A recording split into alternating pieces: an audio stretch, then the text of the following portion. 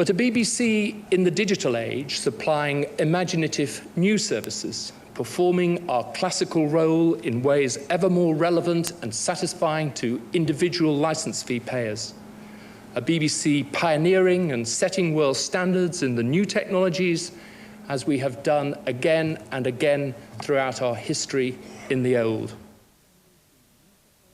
Wonderland.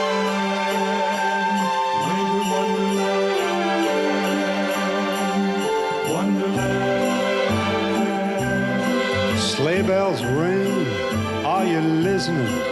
In the lane, snow's glistening.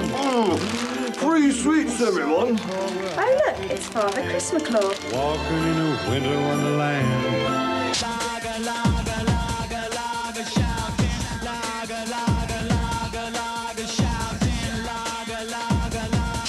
Loader always does this. He really sucks up the other guys and then just comes back with a burst, and this is a great swim. Feelings for all my life I've feelings.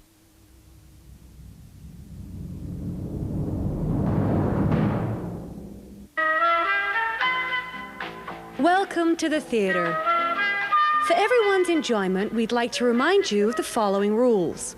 No talking, no smoking, no littering, no penalty payments, no boarding for jobs, and remember, no making fun of management. Failure to obey these rules will result in the immediate loss of redundancy rights and deportation to the Stage 5 compound. Enjoy the show. Your rules are really beginning to annoy me. 1997, and Resources has become a wholly owned subsidiary of Bert's Buggered Cockup. The unfeasibly large atrium of the Stage 6 lean-to has caused both it and Stage 5 to break away from the main building of Television Center, creating an island where cynics and subversives are imprisoned. Only one man can break in and show the path to liberation. You slasher cuts. I'd heard you'd gone. Catches on quick, doesn't she?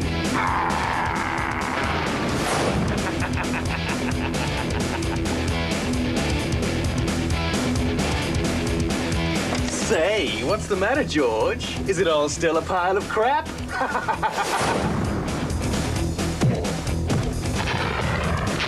I'm in what looks like to be a deserted digital edit suite.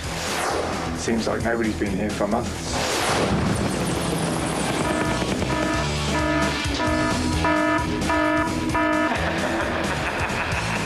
Here's a job, Slasher.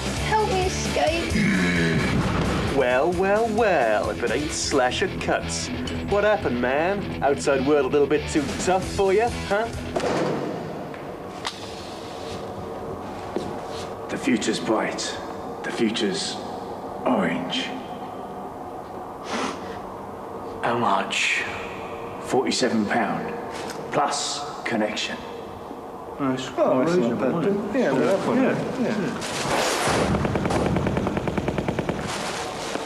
I ain't got the money on me. Can I write you a cheque? Don't take checks. Bollocks. You got a problem with that?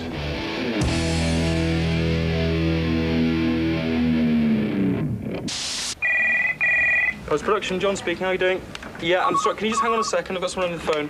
Post-production tomorrow, 4 hours. I'm not sure. We're absolutely chocker. I'll have a look for you.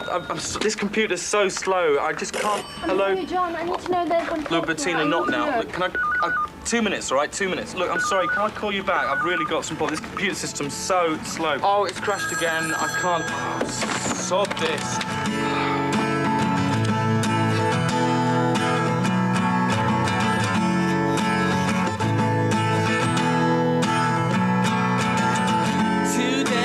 Gonna be the day when we're gonna have to replace you. By now you should have somehow realized we were going to. I don't believe that anybody really gives a shit about you now.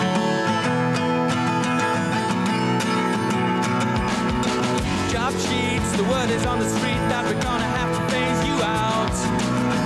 5th floor, you heard it all before, but aren't you wondering what it's all about? I don't believe that anybody really gives a shit about you now. And all your pinks and blues and greens and hashing, and all your days are lost and all your crashing. There are many bookings still that you've left unresolved, and we don't know why. I hate you, but maybe someone ought to save you. 'Cause when all is said and done, you're my PM1.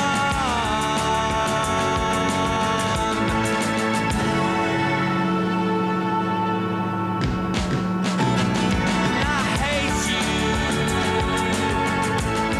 but maybe someone ought to save you. 'Cause when all is said and done, you're my PM1.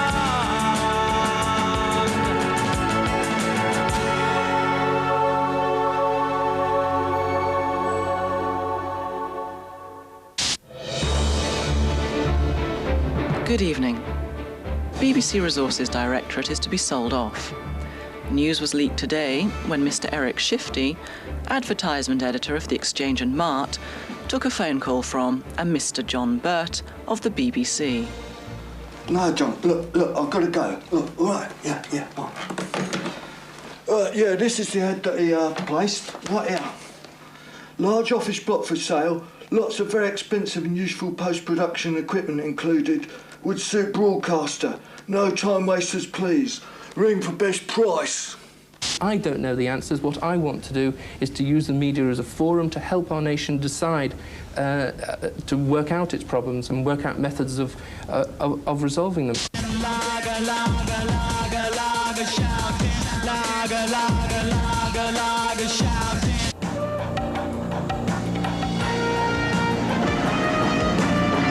On tonight's programme of Great Railway Journeys of the World, well-known charismatic personality John Llewellyn chooses to travel to a remote part of West London.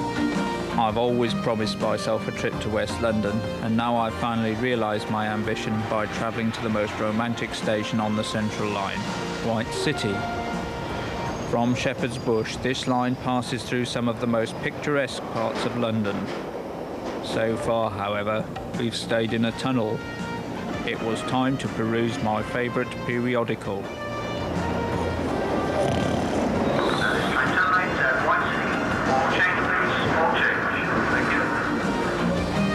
So don't forget to get all aboard with John Llewellyn on his travels on the Central Line tonight on the Economy Channel at 8:30.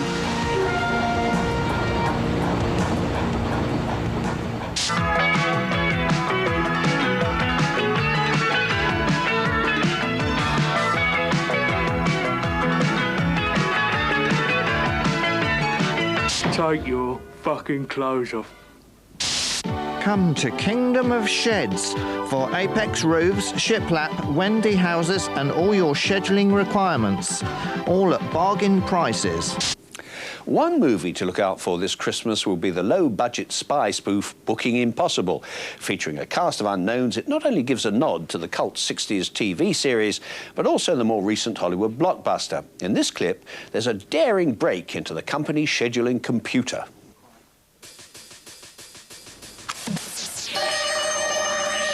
Put that thing out, you'll have all the smoke alarms going off in the building. You'll never do it. Yes, I will. You won't? Do you know how many security measures they've got? I don't care. I'm not letting them cock up my Christmas. As I said, they have 100 different safeguards. Apart from the patrols by the security guards, you've got the room on a timer lock after 7:30. Even if you get round them, somehow manage to get hold of a password that will let you into the system, you still have one other thing to contend with, George Hind. So tell me again, how are you going to do it? You mean how we're going to do it? Hold on a minute, what do you mean we? I mean we because you're going to help me. I can't do it otherwise. It's virtually impossible to get into the office unnoticed until after 9 p.m. There are always people left working late. Robin Hall, George, Jules, the 7:30 Club. 7:30 Club? Yeah, that's the sad bunch of booking managers that have no life and stay late working without overtime. God, how sad. It's not so bad now that Philip Whelan's gone. Anyway, the office doors go to automatic timer lock after 7:30 p.m. and the only way in and out of the building is through the USB dongle. So you mean we're going to have to steal a dongle? You can count me out. No one's going to have to steal anything. So how are we going to get in then? Well, you've seen the film Mission Impossible, haven't you? Yeah, I saw it when I was a kid. I miss a Sunday morning repeats. No, you tosspot, the film with Tom Cruise in. Oh, yeah.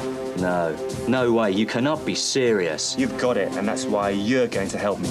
No way. Besides it being dangerous and stupid, what if we get caught? We won't get caught if we do it properly. I've got schematics of the ventilation ducts and crawlways in the buildings that gets us into the room. I managed also to get hold of a password that will give us booking rights. How did you do that? What'd you do, get a bookings manager drunk? No, I paid a PPM who still hadn't had their booking rights taken off them. We get into the duct above 3501, you drop me down using the harness I've got, and bingo.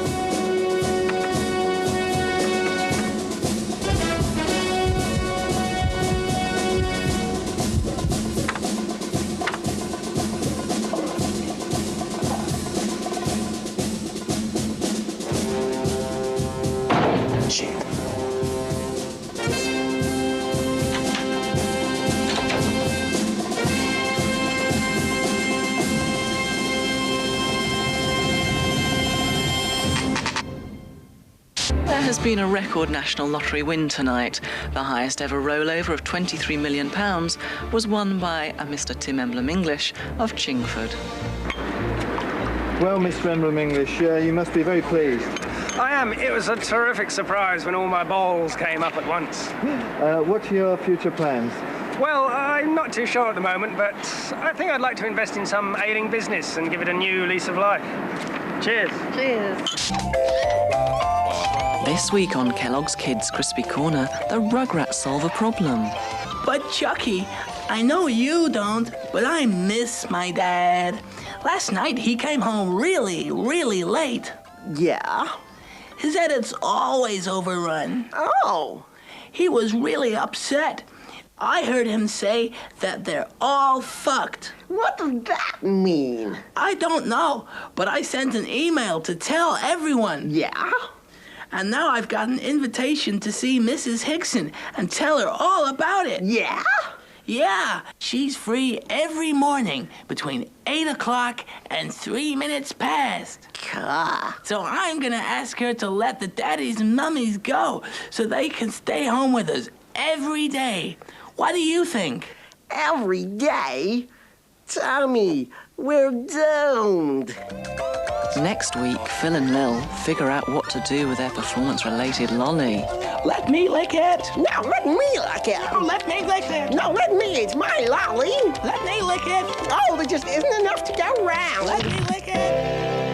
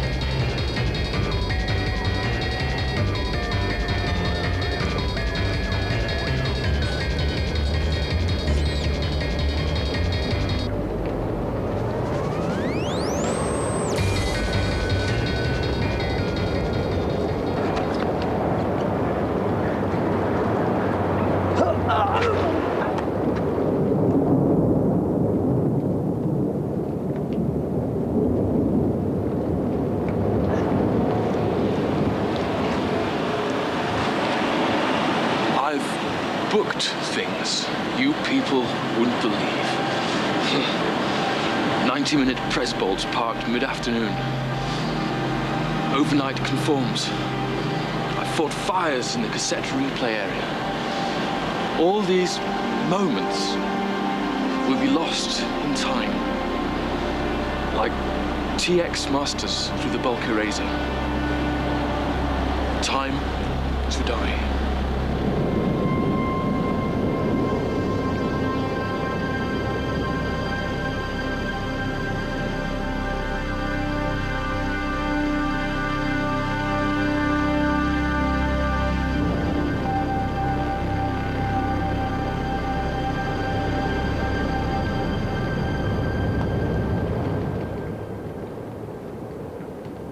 Later that night, I spoke to my partner.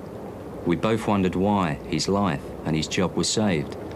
Perhaps in his last moments, he realised that, difficult though it was, he loved his job, my job, any job. It kept us off the streets, and in an insane way, it kept us sane.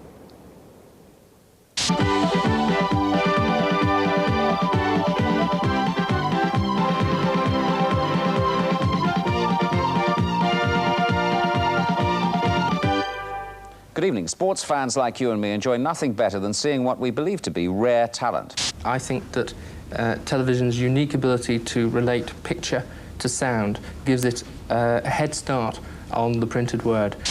You're fucked. You're fucked. Lager, lager, lager, lager, shouting. Lager, lager, lager, lager, shouting. Oh, bloody hell, where is he? We're on the air without a commentator.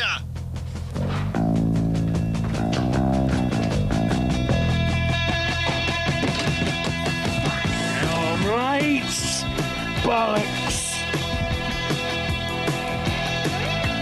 Oh.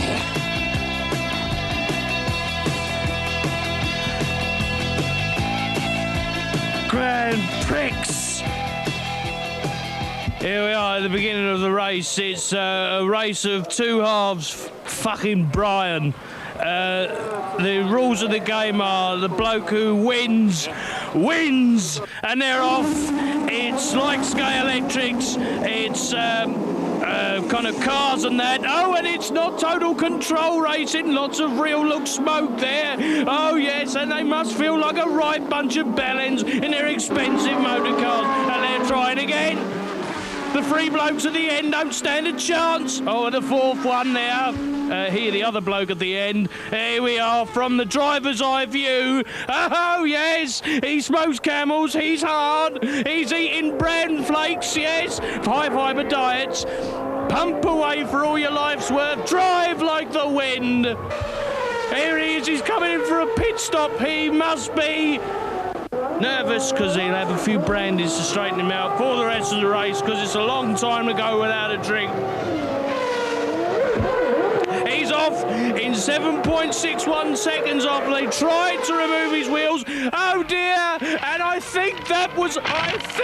not sure. I think that was a fucking collision. Oh dear!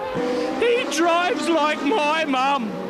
Actually, my mum's quite a good driver if she's watching. He smokes Marlboros and they drink Fosters.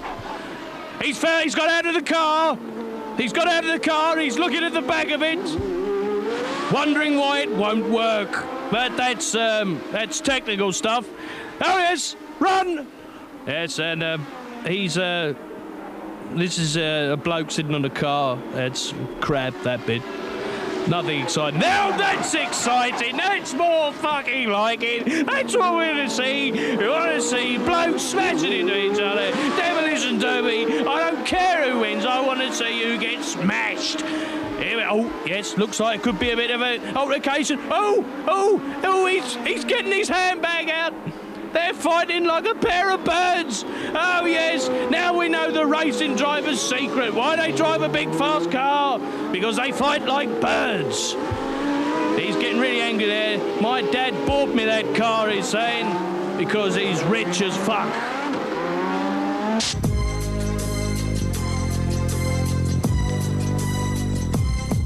One day at TV Centre vs Valley of Death, I take a look at my life and realise there's nothing left. Cause I've been viewing and dubbing for so long that even the editors think that my mind is gone. By redundancy, hello contract staff, job security hut, yeah, you know that's unheard of. You better watch how you're talking or where you're walking, or you or your tapes may be lying in chalk. I really hate to work, but I gotta though. As they book, I see myself in the pistol smoke. Fool, I'm the kind of up the little trainees wanna be like on my knees in the night, so my praise an operational lie. Been spending most their lives living in a scheduler's paradise. 8 worldwide every night, solitary confinement in archive. Keep spending most our lives living in a scheduler's paradise. Pretending it's alright, but it's just a big old bag of shite. Power in the money, money in the power. Booking after booking, hour after hour. Techno's always running, but half of them not looking what's going on in the kitchen. But I don't know what's cooking. They say I gotta learn, but nobody's there to teach me. If they can understand it, how can they teach me? I guess they can, I guess they won't. I guess it's bollocks, that's why this book is running out of time, fool. Why are we dubbing to D3? Stick to analog technology. I've been working most our lives, living in an analog paradise. Quad 1 inch show so nice, long live the cut and the slice. Keep spending most our lives living in the scheduler's paradise. Keep spending most our lives living in the scheduler's paradise.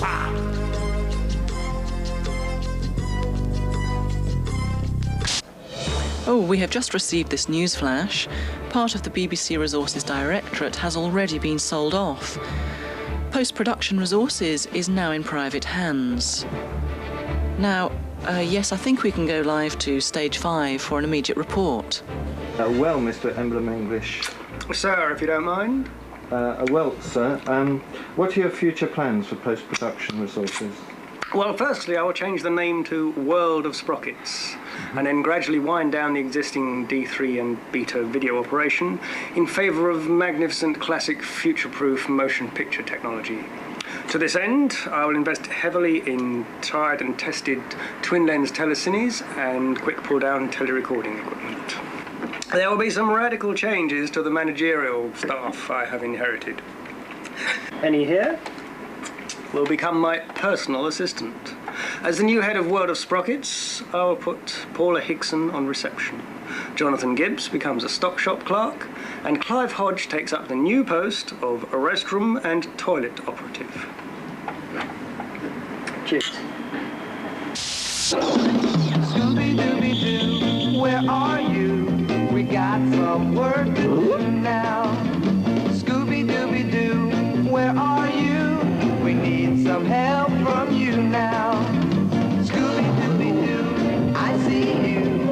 And you got silver. If we can count on you, please, Scooby-Doo, I know you'll catch that villain.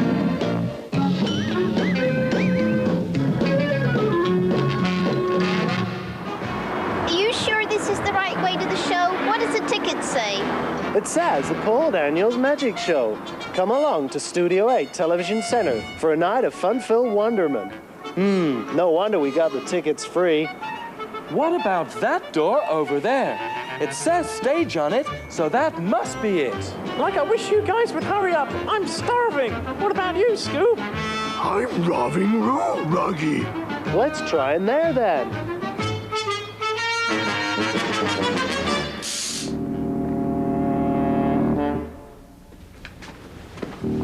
Ugh, how horrid. Let's go down here. Hey guys, we'll catch you up. Scoop and I are just gonna go get some food.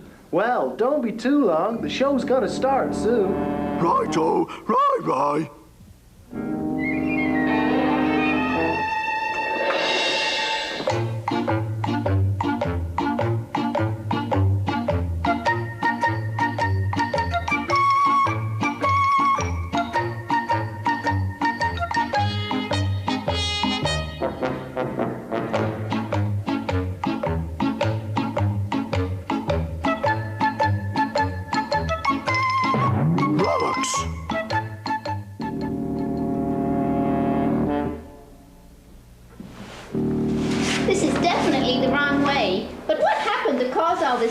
I wonder? Hey, what are you kids doing here? This is off limits to the public. I'm sorry, mister. We seem to be lost. Where are we? This is stage 5, once the busy realm of television production and the cream of technical program making. Now it's empty, thanks to the monster. Monster? Yes, strange goings-on have scared all the customers and staff away. And now it's just me, Danny, the ex-bookings manager, left to look after the place. Well, you haven't made a good job of it, have you? Shut off! I'm going, and you will too if you know what's good for you. What a strange man. Oh well, let's find a way out of here. Let's go this way. I wonder where Shaggy and Scooby are. Like it's no good, Scoop. I can't get any of these things to work. How are you doing? I'm doing great. Hey, what about my half? Sorry. Zoinks! Scooby-Doo! Behind you! Huh? Yikes!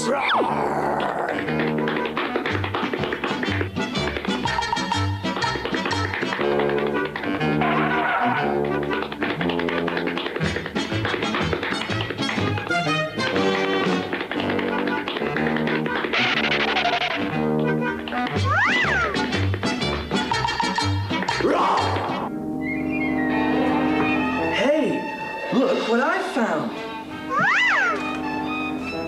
A clue! It looks like an old map and a doubloon. This is getting stranger and stranger. What's that strange noise? It sounds like somebody yelling. Get back. I'll protect you. Shut up, you chauvinist. We can take care of ourselves. Shaggy, Scooby, what's going on? Boy, are we glad to see you. There's some sort of monster following us. We've got to run for our lives. Oh, don't be silly. It's probably just a drug flashback.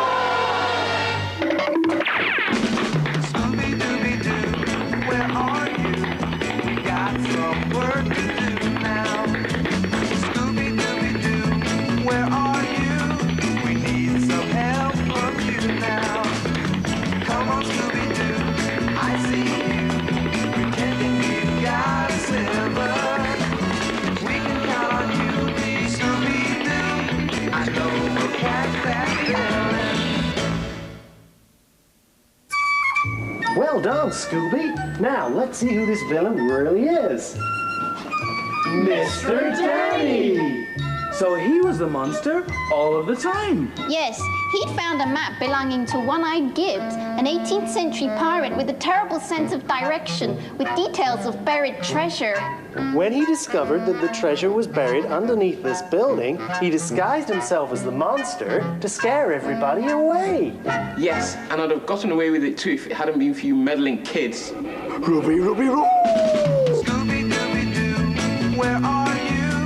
We need some help from you now. Come on, Scooby-Doo, I see you, pretending you got silver. We can count on you, Scooby-Doo. I know we'll catch that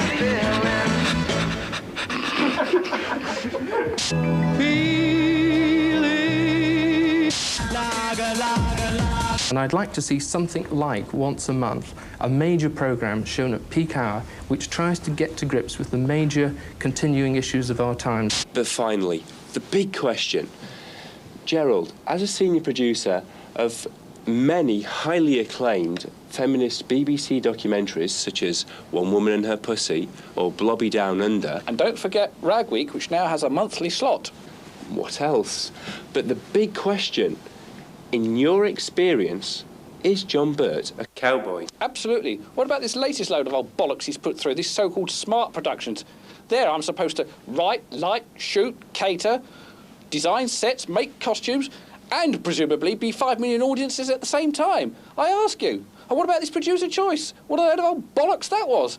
John Burt, what a... Silly Billy. Well, a politician's answer from our producer. Perhaps our politician could produce a better answer. Sir Nicholas. Well, I totally disagree. I mean, let's just see what John has achieved over the last few years. Producer choice, for example, where programme makers are given real money and real freedom to do whatever they want, wherever they want. providing, of course, it's within the BBC. He's also instituted a dynamic culture of continuing improvement by constantly restructuring every department within the BBC. Except, of course, nobody knows who's who or who does what anymore. But his greatest achievement must surely be the mass reduction of BBC staff, which alone must save millions every year, and replacing them with expensive contractors and administrators, which must also cost millions every year. Actually, come to think of it, he is a naughty boy. Well, thank you very much, Sir Nicholas, for that insight. And Bishop, what are your thoughts on the matter? Well, it's obvious, isn't it? It's rather like asking whether the Pope is a Catholic or not, for Christ's sake. Now, I've actually met a few ninnies in my time, and I have to say, he's the biggest pair of beef curtains that I've ever come across, and that's really saying something. I'm sure that it is. And for the final word, Santa. Nitwit. Well, there you have it. I'm afraid that's all we've got time for this week. Next time, the big question, Sir Christopher Bland, nincompoop or what? Until then, good night.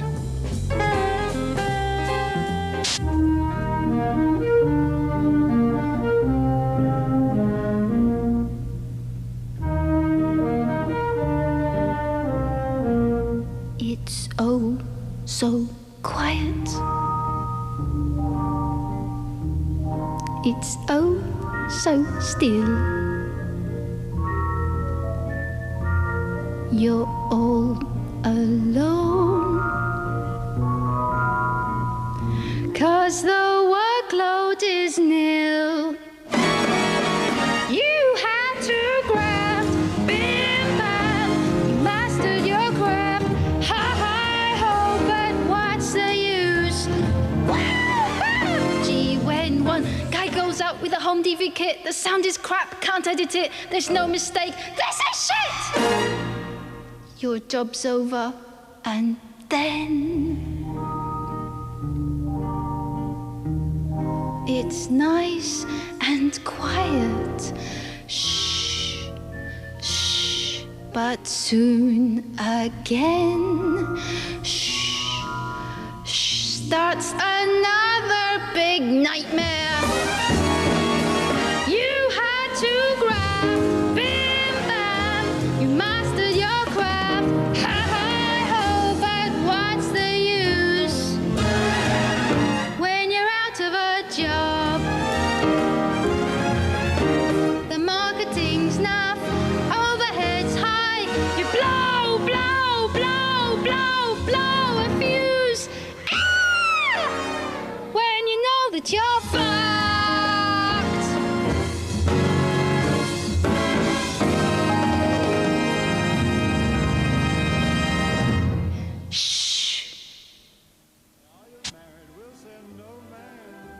But you can do the job when you're in town.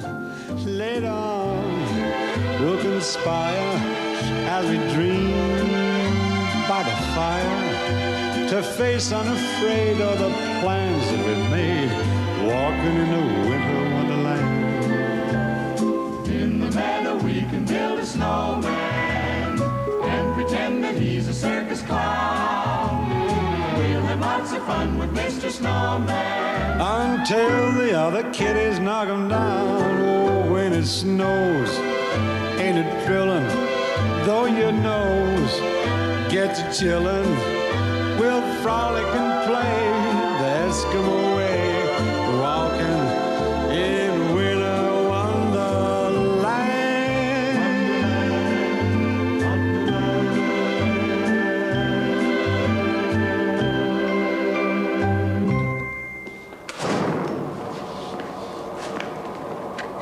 The future's bright. The future's orange. And lunch.